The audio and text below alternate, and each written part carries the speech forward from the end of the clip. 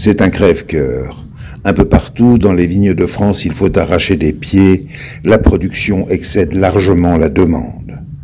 Dans le Val-de-Drôme, où la fameuse clairette a bien fait vivre des viticulteurs, il faut en passer par là.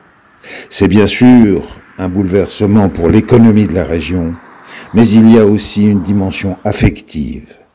Arracher, c'est un peu rompre avec ses racines. Dur pour un petit pays.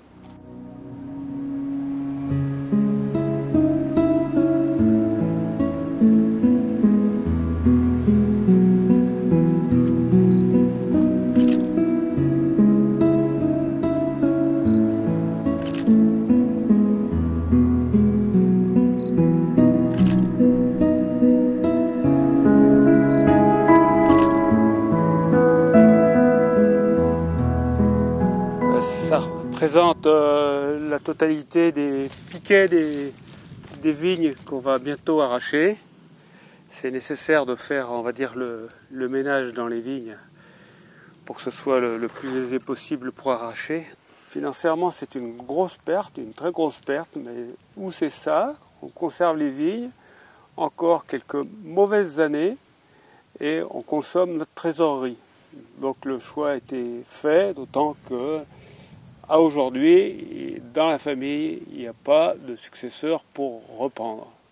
D'une part, et d'autre part, le voisinage, au vu de la conjoncture actuelle, n'est pas favorable non plus à reprendre les vignes des voisins. Ça fait quelques années, 2018-2019, on voyait déjà qu'il y avait des débordements, on va dire, dans les cuves et que les ventes étaient moins là. Et progressivement, les ventes s'effritant, évidemment pour le coopérateur, les marges ont été moindres puisque moins de volume était demandé à tout un chacun. Le moral, il est comment? Le moral, il est le moral d'un retraité qui va faire un peu autre chose. Donc oui, pour l'instant, on est dans l'action. Donc tant qu'on est dans l'action, même que ce soit du démontage, il faut que ça aille. Après, oui, on va regarder des terrains nus, et on va se demander ce qu'on va faire, on va essayer de trouver une solution autre, bien sûr.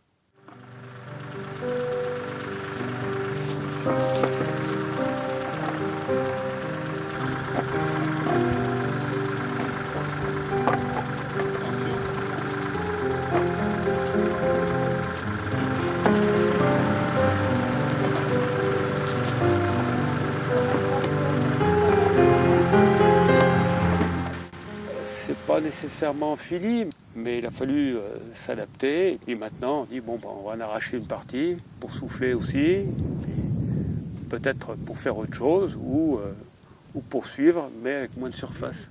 En France, on a oublié certainement aussi qu'il y avait du coca et de la bière, mais les jeunes, eux, ne l'ont pas oublié. Et donc, on ne déguste plus, mais on boit un bon petit coup de quelque chose qui, 5 minutes après, on a oublié. Ça doit quand même être dur. C'est difficile à accepter, oui. C'était pas ce qu'on avait espéré, mais c'est comme ça. Il faut faire avec. L'agriculture, c'est un mouvement presque permanent. Il faut s'adapter. On avait 8 hectares et on en enlève un peu plus de la moitié. Ce qui veut dire que l'autre moitié continuera à produire. À produire, oui, continuera à produire pour Jaillens, bien entendu. Ça veut dire qu'il reste un espoir. Il reste un espoir et surtout un esprit pour que l'avenir soit meilleur pour nous. Là, ces derniers temps, la cave a su recruter des nouveaux dirigeants qui sont, à mon avis, des guerriers qui sont prêts à se battre pour que notre coopérative et notre appellation retrouvent ses couleurs d'autrefois.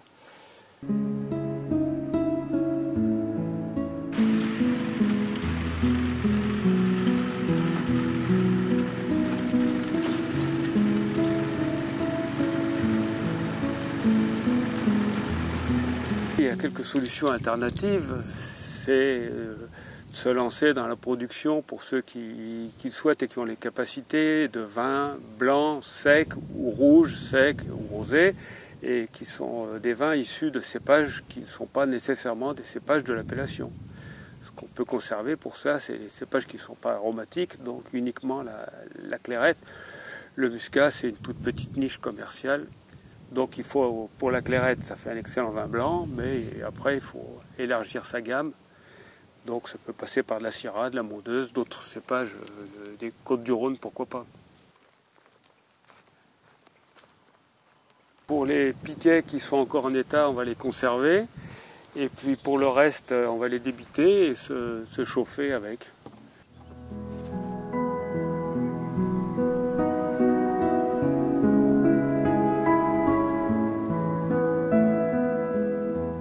Pour ceux qui se sont installés récemment, ça doit être un coup Dur.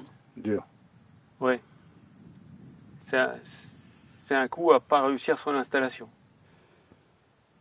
Oui, puisque le prévisionnel qui a été fait il y a quelques années a été réalisé avec des chiffres d'affaires plus conséquents.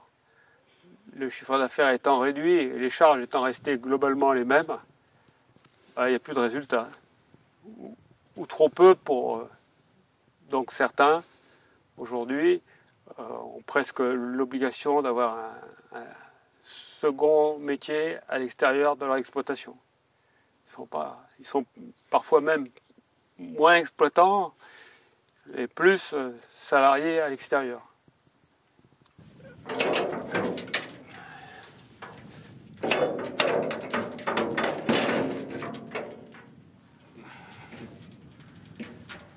Donc voilà la mariée. Donc on a mutualisé nos efforts entre collègues pour réaliser une machine.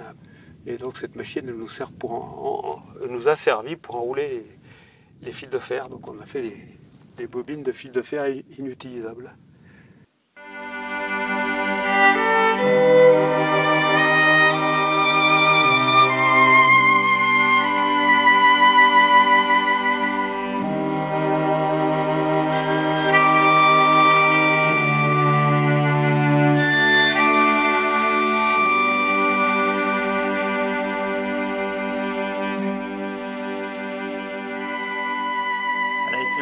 Dans la cave du domaine Pellon. C'est une cave qui a maintenant 25 ans, qui est une petite cave particulière de la vallée de la Drôme. On a aujourd'hui 5 hectares de vignes et là on est dans le chai de vinification, mais qui sert aussi l'été pour accueillir en fait nos clients pour les dégustations. Et juste derrière moi, il y a les cuves de vinification. Alors nous, nos cuves sont petites. Ça paraît gros, mais ça reste petit par rapport à d'autres caves. Par contre, on en a beaucoup parce que sur le domaine, on a 12 variétés différentes. Et donc ces 12 cépages, 12 variétés permettent de produire 13 vins différents. Donc, ce qui fait qu'il y a quasiment autant de cuves que ce qu'il y a de cuvées dans la cave. C'est pour ça qu'on a l'impression d'avoir beaucoup de cuves, mais ce n'est pas beaucoup de volume. C'est un bâtiment qui est fini de payer cette année, donc il est bientôt à nous. Mais après, l'investissement s'est fait au fil du temps, au fil de l'eau. À chaque fois qu'on avait une plantation ou qu'on avait une parcelle en production nouvelle, on avait une cuve, 2 cuves, 3 cuves que l'on achetait. Et après, on a besoin effectivement du matériel autour. Donc ça s'est fait au fil de l'eau, à part un gros investissement financier autour du bâtiment. Ici au domaine, on n'est pas vraiment représentatif. Le domaine Pellon, sur 5 hectares, on est plutôt sur un marché de niche. On est un peu à part en fait du phénomène aujourd'hui de crise viticole qu'on peut connaître. Et c'est aussi pour ça qu'on a voulu diversifier les cépages, parce qu'on ne met pas tous les œufs dans le même panier et on a du coup une possibilité de s'adapter en faisant des vins blancs, des vins rouges, des vins rosés, des vins effervescents, bien évidemment le crément de Die, et en vin tranquille le coteau de Die. Ils sont les 2 AOC phares de la vallée avec la clairette de Die. Et aujourd'hui, c'est quand même plutôt vers le marché des vins blancs que le marché s'oriente quand même chez nous. La diversification, elle est valable peut-être pour certaines structures. Nous, on a fait le choix de la diversification en 1999, donc c'était bien avant qu'on parle de crise viticole, dans une période plutôt de croissance de la production et de la commercialisation. Après, il est vrai que les circuits courts, c'est intéressant, ça permet de bien valoriser. Le no-tourisme, c'est un axe important. Ce qu'on fait, nous, aujourd'hui au domaine, en faisant des repas, et en faisant des dégustations, des visites, dans les vignobles, des ateliers nichoirs pour les enfants. Voilà, on a essayé de diversifier autour de l'accueil et de l'œnotourisme. Donc ça, toutes les caves peuvent y aller. Après, de tout vendre en direct sur les caveaux, c'est un peu utopique parce qu'en fait, on ne va pas tout consommer dans la vallée de la Drôme, on ne va pas tout consommer par les touristes. Donc on a quand même besoin de cet équilibre entre de la vente locale sur des structures plutôt à taille humaine et aussi dans certaines structures un peu plus importantes, mais aussi de circuits un peu plus longs, à la fois régionaux, nationaux ou internationaux. C'est le principe de la Clairette. Alors nous, on a fait le choix de rester vraiment dans un rayon autour de 100-150 km autour du domaine et de travailler avec les touristes. Mais de là à dire que tout le monde peut faire pareil, je ne suis pas persuadé. Mais ça permet, en tout cas chez nous, de nous adapter à la conjoncture.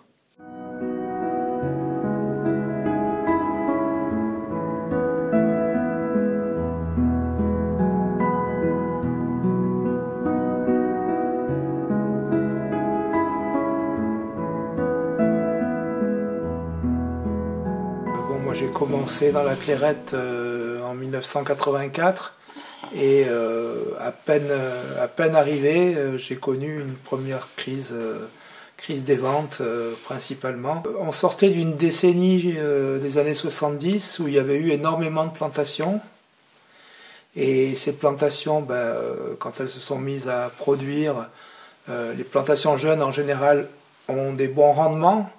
Donc on s'est retrouvé avec tout d'un coup une production un peu importante.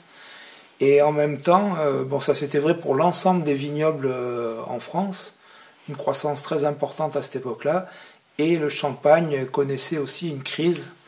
Et comme c'est notre grand frère, enfin, on suivait un peu les problèmes de ce grand frère.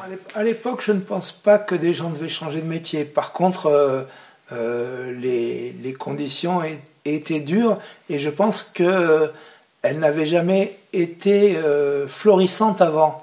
Alors que maintenant, c'est peut-être facile de dire ça pour moi, mais je pense que les gens avaient une certaine aisance qui disparaît maintenant et c'est peut-être plus dur à vivre que quand on n'a pas eu tout ça auparavant.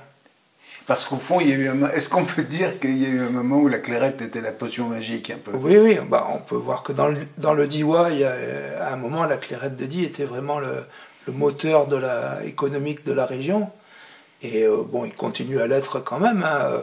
Je pense qu'il ne faut pas tout peindre en noir, mais c'était vraiment un moteur important de la région et qui a permis à pas mal de gens de vivre correctement, de transmettre leurs exploitations à leurs enfants ou à d'autres, et puis au village de notre Diois à vivre correctement.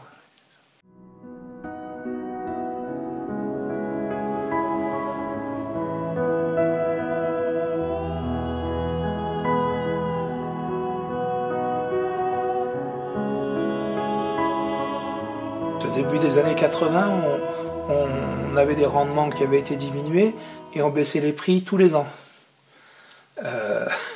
C'est une période qui était très... On avait complètement limité les investissements et on vivait au jour le jour pour essayer de passer le cap. Il y a une baisse de la consommation importante, des plus anciens parce qu'ils disparaissent et des plus jeunes parce qu'ils sont attirés par d'autres produits. Et puis globalement une attitude un peu plus saine par rapport à la consommation d'alcool qui fait que on se retrouve avec une baisse générale de la consommation.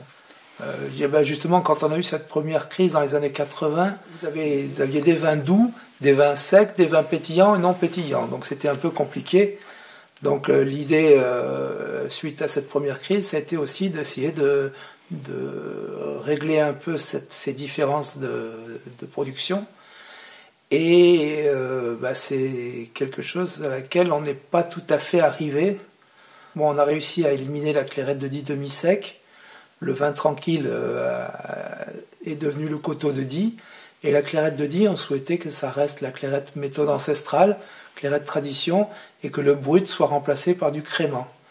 Donc tout ça, c'était la théorie. On n'y est pas complètement arrivé. Je pense qu'en tout cas,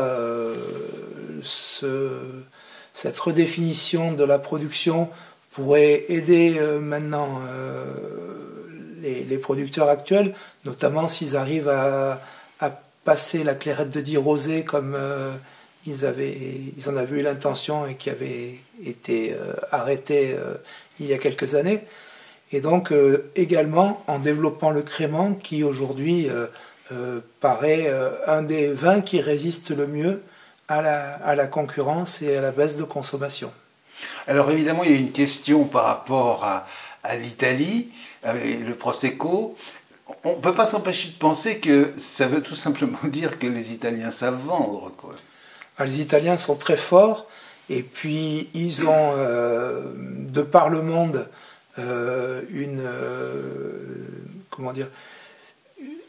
une galaxie de pizzerias, de restaurants italiens, etc., dans lesquels ils sont très chauvins et ils arrivent à bien mettre en avant leurs produits. Et avec l'idée de leur spritz, donc un cocktail à base d'un vin effervescent plutôt neutre qui permet justement de ne pas, enfin, d'avoir plutôt le goût des produits qu'on rajoute que celui-là, leur a permis de développer des quantités énormes.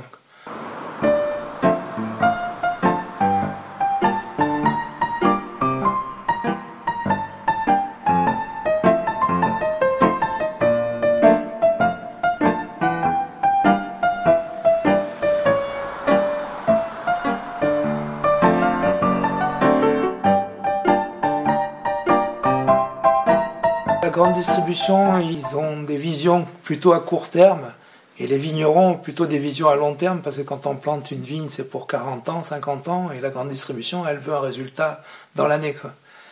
Et notamment, on a vu là, dès qu'il y a eu un petit problème, peut-être que j'exagère, mais un problème avec la hausse des prix, tout de suite la grande distribution a dit on va plus faire de bio parce que le bio c'est plus cher. Et ça, c'est une vision à très très court terme, alors qu'il apparaît que le bio ou l'agriculture raisonnée, c'est quelque chose d'important pour les consommateurs et pour les vignerons eux-mêmes.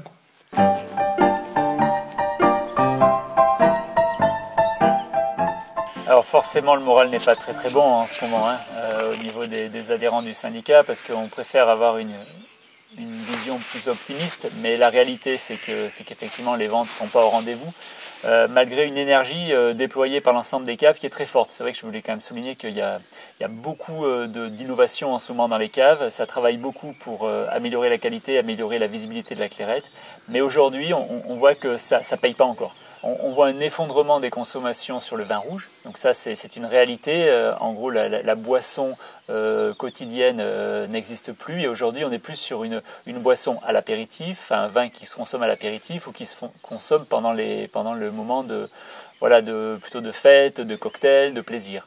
Donc acte, hein, c'est la société qui évolue et nous vignerons on doit évoluer.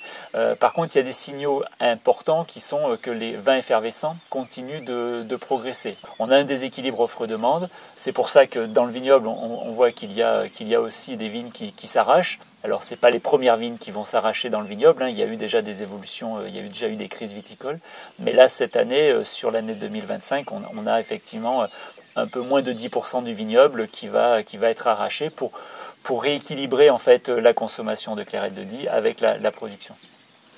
Ça se vit comment ?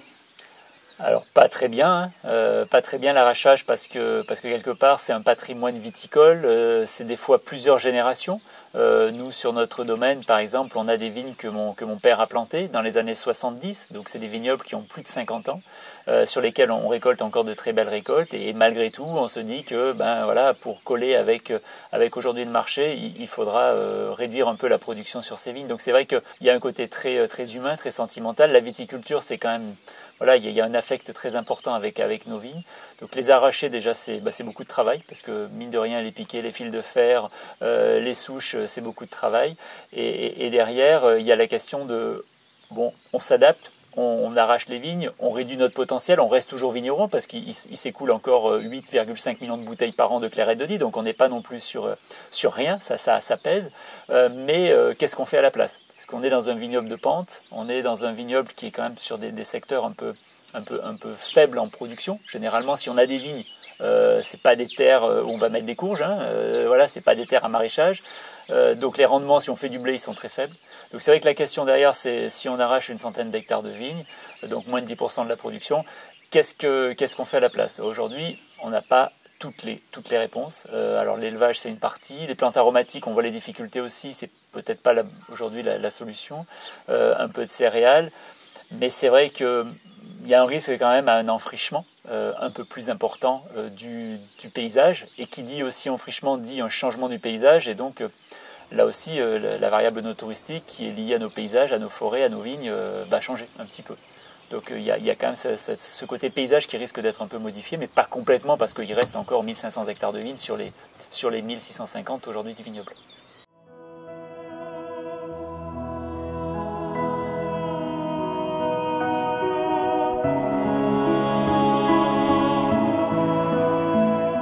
On a une connaissance très forte de l'appellation.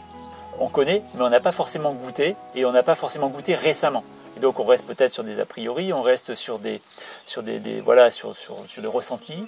Et donc j'invite tous ceux qui ont pas encore goûté ou qui connaissent mais qui n'ont pas goûté de regoûter parce que l'évolution technique du produit fait qu'aujourd'hui on est sur des vins frais avec un équilibre sucre-acide qui est plutôt vers la fraîcheur, très aromatique.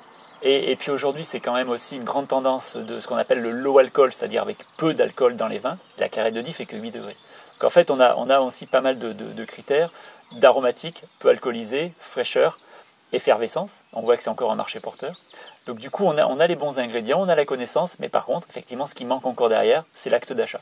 Mais il y a aussi la diversification de la couleur. Et donc, on a eu un départ manqué avec la Clairette de Die rosée dans les années 2016 et 2017 où on a commencé à produire de la Clairette de Die rosée et ensuite, voilà, on n'a plus l'autorisation d'en produire, donc on a arrêté.